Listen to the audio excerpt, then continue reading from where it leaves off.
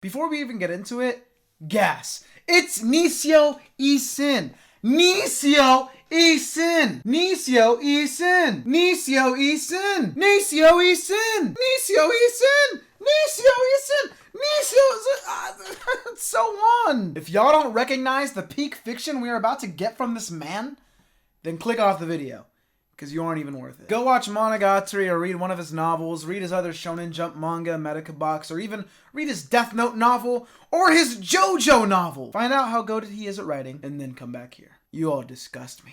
Not even knowing the most consistent story writer in the anime, manga, light novel sphere. Now welcome to Axe or Gas, the series where I read the first chapter of the newest weekly Shonen Jump series and give an estimate as to whether it'll be axed or be gas enough to stay. Let's talk about Cypher Academy, which is not only the newest manga to be published in Shonen Jump, but it is also written by Nisio Isin, one of my favorite authors out there, not only in terms of light novels and manga, you know, the Japanese side of the media, but in all of media. He does amazing work in everything he does and is always impressing me on a yearly, monthly, like whenever I just check out his stuff basis. Man has not slowed down even a bit. And he doesn't seem to be slowing down here either, as his newest manga is yet again another mind-boggler. A thinker, if you will. A manga that will make you question manga itself. But let's dial it back a bit. Subscribe, and okay, let's talk about the manga. Here is my anime list summary to help you a bit, but I'm gonna add more right after, because it's Nisio Isin, so there's a lot. Iroha is an average student newly enrolled in Cypher Academy, a Spartan school where students must crack code after code after code with barely enough time to catch their breath.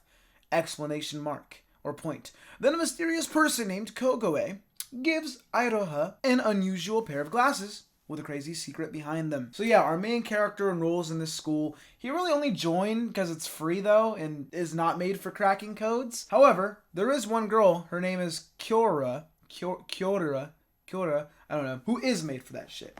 And is kind of not the nicest, but we'll talk about her more later. First day of school, little code project to introduce themselves, how fun. Everybody but the MC can do it. The MC, main character, that's what that means. If you don't know what that means, I'm going to say it more in the video. So it is what it is. MC equals main character, not squared. Makes sense. But yeah, he couldn't do the code. And after class, while still working on it, Iroha meets a random girl in a wacky outfit who's running from something or someone and is asking him to help her hide. And who is chasing after her? Kyora and her lackeys, of course. This is when Kyora goes like, oh, you're the token boy we accepted for diversity purposes, and you kinda suck. You didn't even finish this assignment, dude. And yeah, cool. Iroha saved the girl in the glasses, whose name is Kogoe. She repays her debt by saying, is this the homework that villain was talking about? And after Iroha refuses to let her do it for him, Kogoe gives him some glasses while saying, put these on and you'll look really wise. Kogoe's goal is to become a hero without resorting to violence and win wars without fighting, you know, that type of thing. But who cares about goals?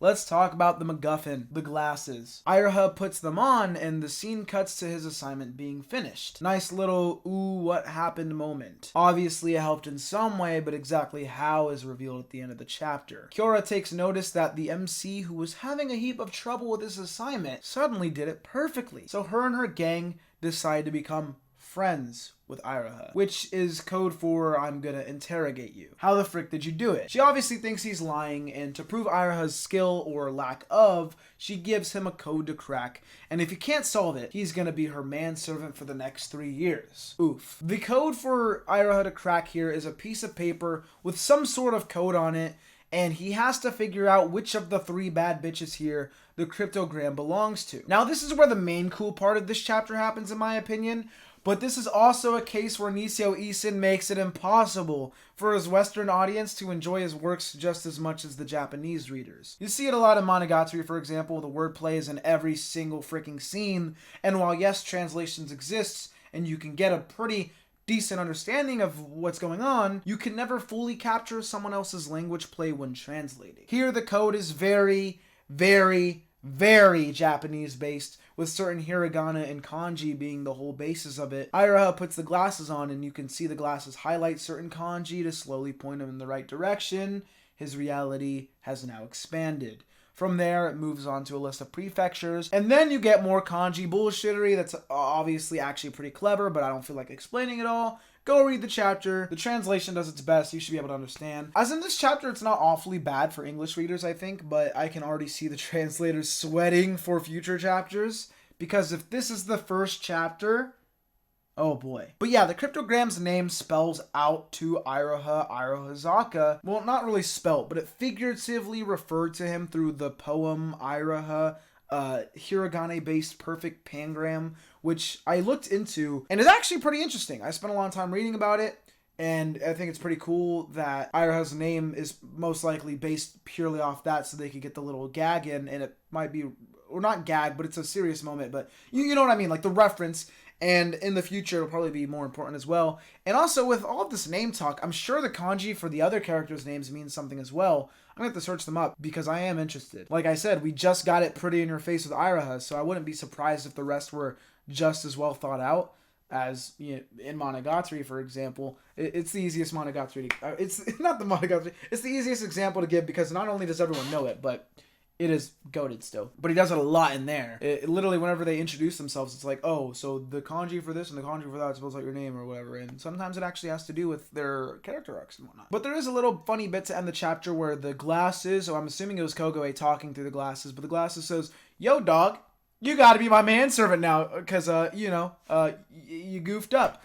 And now, I guess she is his servant, whilst not being very happy about it. And pretty much for the rest of the series, Kogoe is going to be using Iroha, who is going to be using Kogoe's war weapon, the glasses, and Kogoe is thinking about putting her straight into the fray of the mining war for the cryptocurrency assets lying dormant in Cypher Academy.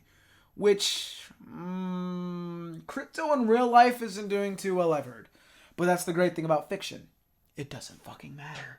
But damn, that is a lot to swallow. I feel like I talked way too much about the story, but Nisio Isin is great at packing a lot of dialogue, and I didn't explain it too well. You have to read it. Nisio Isin's works are always something you have to read. Someone else can't explain as good as it is, because it does kind of seem like a basic premise, but it's really nice. It also literally starts off with a fourth wall break on the first page, saying, can you solve this code? The answer is in 47 pages. This is the only reason Nisio Isin wanted to do another manga. He was tired of not being able to break the fourth wall the same way when he was writing any novel post-Medica Box. He was like, God damn it, I can't show it. I have to explain it. he was missing the imagery. There's also brilliant dialogue bending moments here that not only serve the purpose of being unique, being different, but also kind of have to do with the premise of the story, with the code stuff. Take for multiple instances in this chapter, you see moments of speech in a speech bubble, most likely being key moments here, being censored.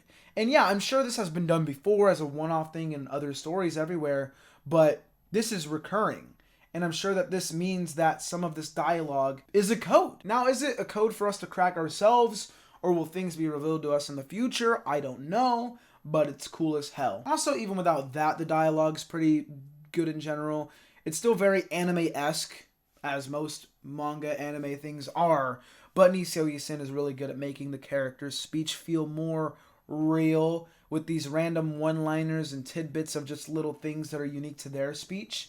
I think it'll be way more apparent in future chapters, but if you've read a Nisio Isin work before, you know what I mean. But let's move on to the art real quick. Cypher Academy, as I've already stated, written by Nisio Isin, cool. But I also don't want to move on any farther without giving credit to the artist, Yuji Iwasaki, as this series' art actually kind of bangs. It's nothing crazy, and I know for the most part shonen manga doesn't have shit art, but I feel like a lot of goated Shonen Jump authors / artists are good at drawing extremely raw panels.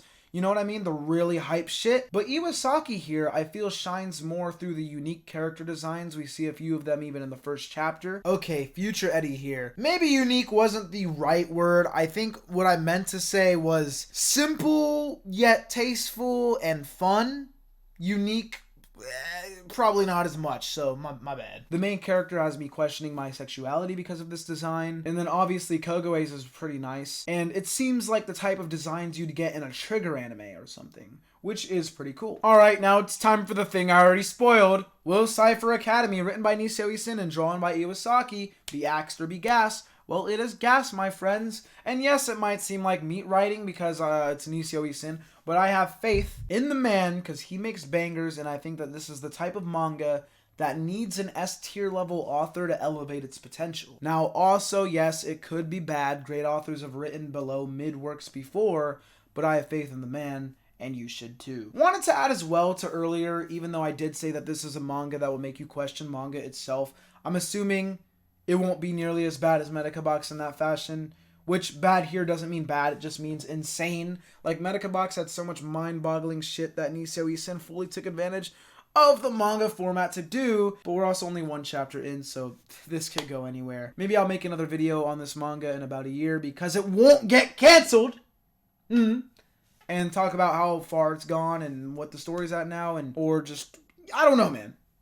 I want to make another video on it.